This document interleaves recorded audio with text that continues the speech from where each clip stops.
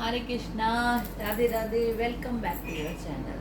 तो आगे के श्लोकों का पठन करते हैं। इष्टाना भोगाहि वो देवा दास्यन्ति यज्ञ भाविताः तद्रतान् प्रद्याभ्यो ते मुक्तेस्तेन एव सः।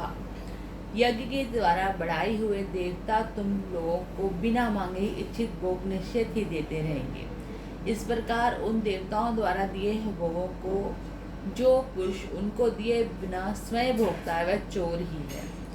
तो इसमें ठाकुर जी बता रहे हैं, मैंने आपको बताया था ना यज्ञ क्या होते हैं, हमारे जो हम कलयुगी लोगों द्वारा करे जाते हैं वो यज्ञ। और उसके अलावा जो यज्ञ हम होम करके करते हैं, स्वाहा वाले यज्ञ करते हैं, उससे जो देवता होते हैं हमें इच्छित भोग देते हैं। कि जैसे जो हमें किसी चीज़ की प्राप्ति होती है तो हम उसके लिए यज्ञ करते हैं, ये मैंने आपको पहले भी बताया था।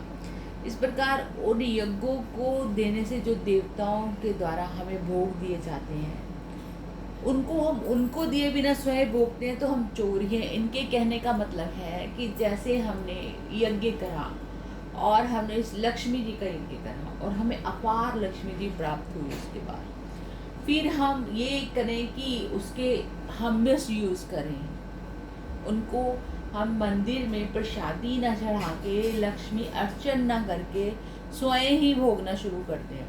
हम उनसे जुआ खेलें और गलत चीज़ें खाए पिए और ऐसे स्थानों पे जाएं जहाँ पे नहीं जाना चाहिए और ऐसी चीज़ें हम करें तो हम चोर ही कहलाएंगे।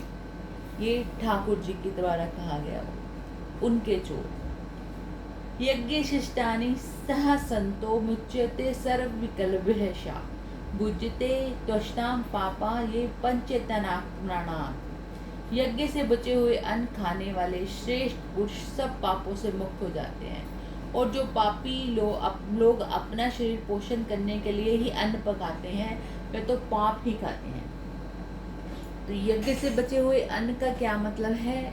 जो हम सब में बांट के सबको खिला के जो श्रेष्ठ पुरुष है ना वो खाते हैं, इसमें सब पापों से मुक्त हो जाते हैं।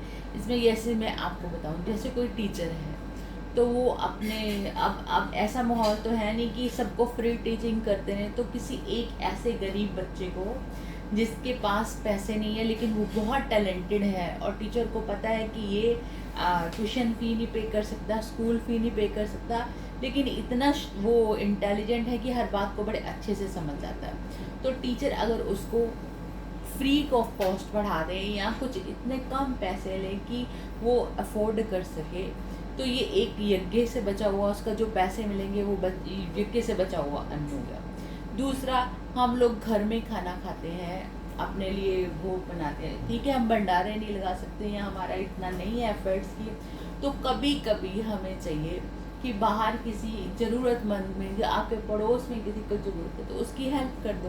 तो ये आपका जो है खाने वाला यज्ञ हो जाएगा। और कभी कभी ऐसा भी है किसी ऐसे व्यक्ति को जो बहुत नीडी है लेकिन बहुत हाथ पैर मारने के बाद भी उसको कुछ भी मिल नहीं रहा, तो आप उसको कुछ मदद कर दीजिए, तो वो आपका एक यज्ञ ही होएगा।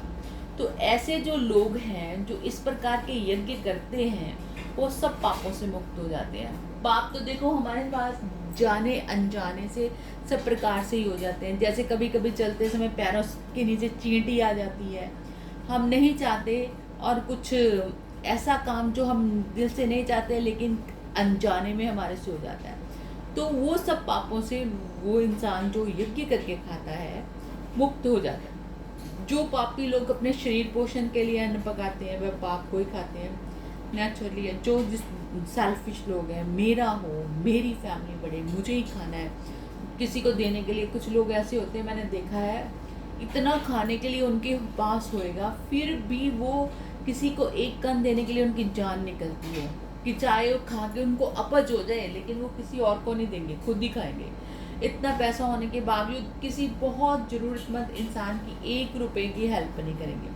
टीचर है, इतना उनके पास नॉलेज है लेकिन कभी किसी स्टूडेंट की ऐसी हेल्प नहीं करेंगे।